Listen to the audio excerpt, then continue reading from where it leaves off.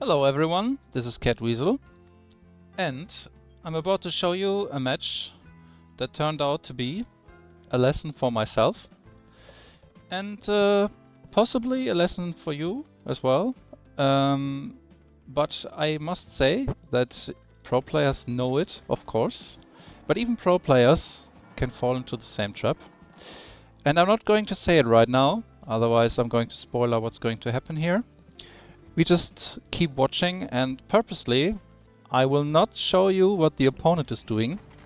We're going to look at that later in the game. First of all, let's have a look at the build-up and the idea that I had in this game.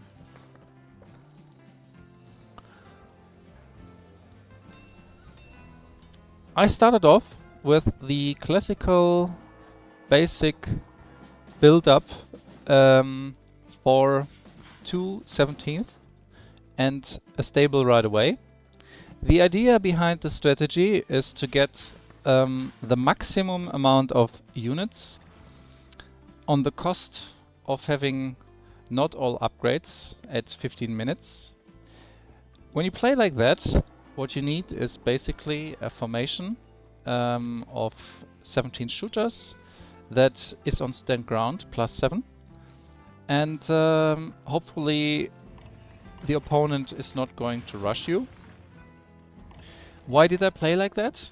As you know, when you play 15 peacetime, it can be the case that your partner loses quickly and you need the maximum amount of units in order to fight two wars against your own opponent and later on in the game against the second player.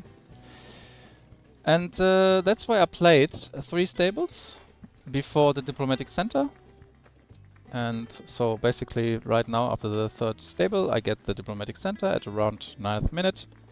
And now I basically go for the development of the rest of the mine and upgrading the mines, the gold mines especially, and try to aim getting the horseshoe as quickly as possible. And I can see already that my opponent is building a wall here, and everyone who is building a wall very early in the game, right in the center of the map, gives the conclusion that this player is an experienced player in this option. And obviously I had no clue that I'm facing Astemio and Bondarev. There are tricks to find out who you're playing against, and I don't use this trick. So, I got confused here. I didn't go for the horseshoe. I did artillery before that. The idea behind this variation is that you have enough cannons to stop a rush. And I'm going to pause here because it's the 15th minute and I haven't seen anything before, as you have seen. Right now I have seen it, and you see it as well. There is a massive pikeman army coming right at the center of the map at 15th minute, and at this point in the game, well, I don't have a problem to say it, I panicked. Because when you see something like that coming, there's probably the conclusion that you can make that everything here is completely upgraded. In the worst case scenario, the 2 armor upgrades, which the Ukrainian players call Kiras upgrades, which is this one in the blacksmith and this one here in the academy, have already been made. So the pikemans are very tanky against shooters, and there's basically just one chance that I have in this situation. It is that I'm landing excellent grape shots with my cannons the moment he passes basically this line, and I got my cannons here and here's my formation, and hopefully as many pikes as possible are gonna die. But yeah, this is those were the ideas that came right through my mind in this situation, and if you look at my army, it's not little. Even without the horseshoe, which I didn't do, it may seem that I have enough resources to upgrade my shooters in the academy, and the only thing that I managed to get was the big coal upgrade, which gives a 30%, 25% boost. And what I need as well is this upgrade, very importantly. And as you can see, I'm a little bit far away. I need to trade a little to get it. And this is all costing time because he's already aiming for my wooden fence. Yeah, however, I was quite certain, as I said in the beginning of this video, that I wouldn't get +7, and it would be very, very difficult for me to now defend this attack. Yeah, so I'm going to continue, and I'm going to make it a little bit slower so that you can see it in actual speed. I haven't even upgraded or finished upgrading my upgrades in the stables, and I had limited time. I was just trading very quickly to get the fire rate upgrade, which is an absolutely must-have to get or defend this army. And don't worry, we will look what Astemio had later. So, what I intended to do here now is to lure his formations into my cannons, and to lure some of the pikes behind these drags in order to give my formation enough time to finish this upgrade. And as you can see, the white bar is in the middle here, so I don't think that that I got it. I don't remember exactly, but as you can see, I'm trying to land grape shots, but it doesn't work the way I wanted to. I'm even healing my units, but as you can see, the left side of my cover has already collapsed, and he's right into my formation, and I'm trying to flank him here from this side. And I'm having also enormous problems already to shoot, as I haven't upgraded my iron mines, and as you can see, it's completely running through here. I am even trying to explode some cannons, some mines to basically, hopefully, I wanted to kill some formations. I killed my cannons so that he couldn't capture it. And I already knew in this situation that maybe I can win here, but those pikes I couldn't stop reaching my base.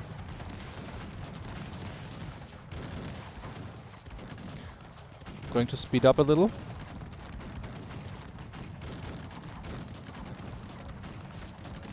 And as you can see, I have 100 jacks still, but it's not enough to defend here on this side. They are not going to do anything. I'm losing my whole base. And it's not even 2 minutes past that I am completely overrun. Yeah, so after 2 minutes in the game, I basically just left the game, and congratulations to Astemio for this astounding victory. And what happened here? We are gonna find out now.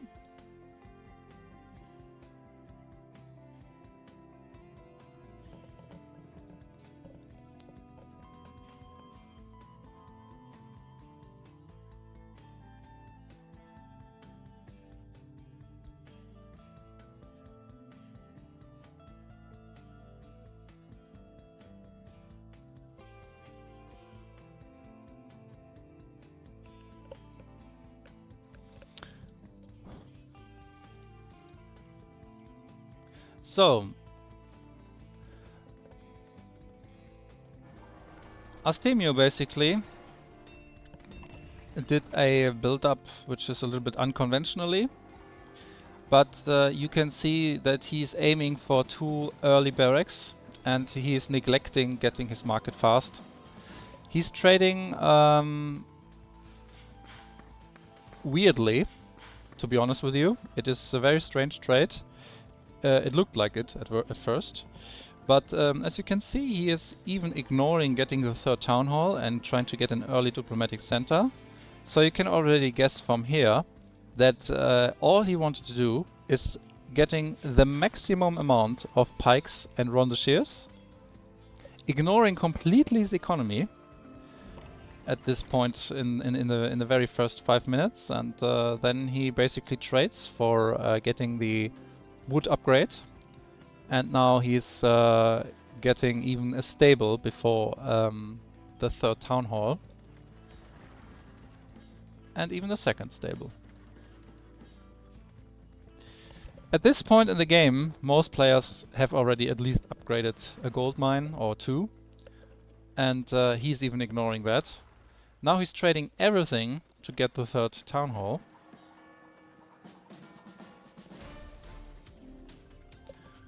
And this is the moment where I noticed his fences. And now he's upgrading the gold mines. So, at this point in the game, what could I have done differently? Well, in the first minutes, you know, you're focusing on your economy, on the build-up, but what I should have done for sure was sending drummers. Usually I always build 5 drummers. In this game I didn't do. I don't know why, you know? When you play like 10 or 20 games in a row, you begin to get sloppy, you know? I always said in the past when I was really into it in Cossacks 1 and when you're preparing for world championships or so, the hardest part is not to become the best. The hardest part is to stay the best, you know? And I mean that basically when something worked out like 10 times in a row, you think you can basically neglect doing this or neglect doing that, and you say, oh, I don't need drummers now because I didn't need them so badly in the last 2 games as well, or the last 10 games. So you just don't do it, and because of the missing drummers, I didn't see that perhaps he had this kind of amount of units already. And even if I had drummers here, I don't think I would have seen it. I think the sight of the drummers would stop here. So, what could I have done differently and what should I have done? Many players do it against me. I don't do it usually. They send units already way before the fences are being built and check out what the opponent is doing. And with this easy way, just one musketeer crossing here and the 10 seconds that you see the base, you would already know what's going on. And if I had known what is going on, I would of course get all upgrades. I would have my formation on +7. I would have at least a firepower upgrade more. And I'm pretty sure and convinced with this, I would have beaten this attack. Because there were just pikes, you know, and a little amount of dragoons, and especially if I had 10 cannons at 15 minutes, which is possible, I would grape shot this amount of pikes until there's no tomorrow, you know. They would die so quickly. However, this is the lesson behind it. First of all, never underestimate your opponent, of course. Always try to scout, look at what your opponent is doing, try to prepare for it, try to not just stick to the game, you know. If you say I want to play 4 stables now, or I want to ignore upgrading the horseshoe and go for artillery depots, you know, you can have your style. But always look what your opponent is doing, you know. If you see something like that, you have to prepare for it, you know. This is not something you can ignore, that someone is building so many pikes, you know. It looks noobish, I must admit, it looks noobish, but it is not, you know. If he comes at 15th minute, every player in the world needs at least 2 upgrades in the academy, at least, you know, and some artillery to stop that. If you don't have it, you get overrun. It's absolutely incredible. So, what I'm gonna show you is he had just 2 stables. He's upgrading his pikes, and this is no big surprise because he was completely ignoring his economy. He doesn't even have the Kiras upgrades. He didn't need it. He didn't need it. He had so much pikes that upgrading the pikes was just enough to kill me completely. There are other ways to play this, getting the Kiras upgrades, and I would always recommend it if you play against someone who's just playing shooters like me. But in this situation it worked out anyway, because it was just too much to kill. And as you can see, he's already at 14th minute. He's sending all his units here, preparing to run over the line at 15th minute. And yeah, that's it basically. And as the battle begins, he's already crushed through the walls, and I haven't done any damage at all. You know, if I had 10 cannons, for example, I could shoot it already here. I could shoot with 10 cannons. And I have seen examples, like yesterday in my stream, I played a match where I wanted to rush, and the moment I breached the last barrier to my opponent's army, I had already lost like 30 or 40% of my infantry. In this scenario, he didn't lose anything. And this, of course, gave him the absolute superiority over me. Oh, and there's something that I also wanted to mention, which I forgot the whole time. Look at the points. He had almost 70 points less than me, and I saw this the whole time. I thought green is a noob. You know, I wasn't even taking him seriously. I was thinking this is a noob and I can just play my game and win later on in the game. But for some reason, the way he played, the engine basically didn't count the third town hall for a long time. They ignored the engine ignored that there are just pikemen involved here. You know, obviously it doesn't give so much points. So it was a very, very tricky. I don't know if he did it on purpose. You know, if he knew that he would be low on points to confuse the opponent. I don't know. And of course, in this situation, I must say it before we continue here, there's also a little trick that I don't use. When there is the fog of war and you scroll over the base of your opponent, then you can basically hear those Roundashiers. They make a different sound, and you can hear the pikeman too. That's what people tell me. And I don't know it. So why don't I know it? Because every time when I play and I don't stream, I don't listen to the sound of Cossacks. I have always music on. I listen to the music. I don't hear. I play completely deaf. I don't hear any sound. No shooting, no sounds of units, no dying units, etc. So that's why he completely got me by surprise, and maybe other players wouldn't be surprised, because if they scroll over the fog of war, which in this scenario you wouldn't see, you can see here now you see nothing, but you could hear it. You know, the sound is still there, so maybe you could know that there is something like this coming. And yeah, let's have a look at the pikes. As you can see, he breached my complete defense to my shooters and has only lost 60 pikes or so, and it's just enough to completely overrun me.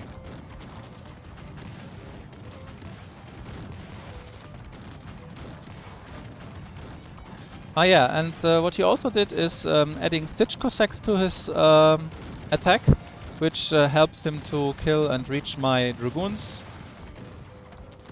And even with less dragoons, way less dragoons, he is able to kill my 100 dragoons here and make way for his complete infantry to get through my base. Yeah, that's it for this tutorial. Don't do the same mistakes that I do. And if you liked what you have seen, leave a like and subscribe. Leave a comment. I'm always very glad to read comments. And leave your opinion in the comments if you want to. That's it for today. Thank you very much for watching. Bye bye.